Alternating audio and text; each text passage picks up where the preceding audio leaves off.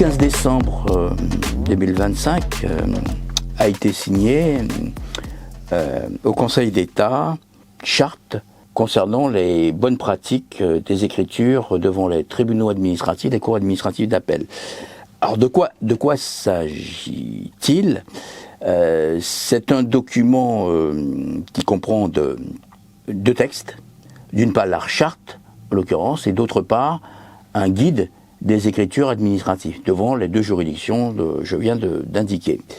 L'objectif, il est double. D'une part pour la charte, qui provient de la profession, donc elle-même, c'était de rappeler en fait le rôle fondamental, central de l'avocat devant les juridictions administratives, et d'autre part le guide, en l'occurrence, qui est un guide méthodologique pour effectivement permettre à travers des déclinaisons de participer à l'efficacité et la qualité des écritures administratives des parties, en l'occurrence, puisque ce guide intéresse naturellement les avocats, mais pas que, puisqu'il intéresse les administrations et les requérants, en l'occurrence personnes physiques ou morales, lorsque la représentation obligatoire, et il se trouve que devant la juridiction administrative, c'est le cas pour un certain nombre de contentieux,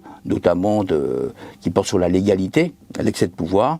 C'était effectivement pour guider sur effectivement le contenu des écritures et la formalisation de celles-ci. Alors, point quand même important sur ces documents qui est rappelé par la charte qui a été signée par le Conseil national des barreaux, le Conseil d'État, la Conférence des bâtonniers, le barreau de Paris et l'ordre des avocats au Conseil d'État et à la Cour de cassation. Donc c'est un document qui engage l'ensemble de ces institutions, mais surtout qui consacre le caractère non normatif. Ça reste des recommandations.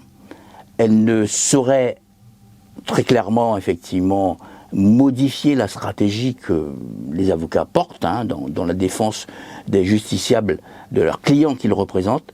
C'est important. C'est pas un document, effectivement, qui vise à modifier l'état de la jurisprudence ou les règles du Code de justice administrative. Ce sont des éclairages qui ont été donnés, des préconisations au regard des retours d'expérience qu'on a devant la juridiction et des relations, des réunions que nous avons eues, en l'occurrence entre la profession et les juridictions administratives.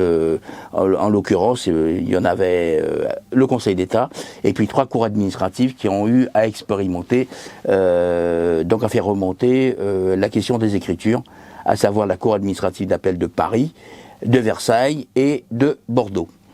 Donc, ces documents pourront être effectivement consultés sur le site du Conseil national des barreaux, des différentes institutions, et notamment du Conseil d'État.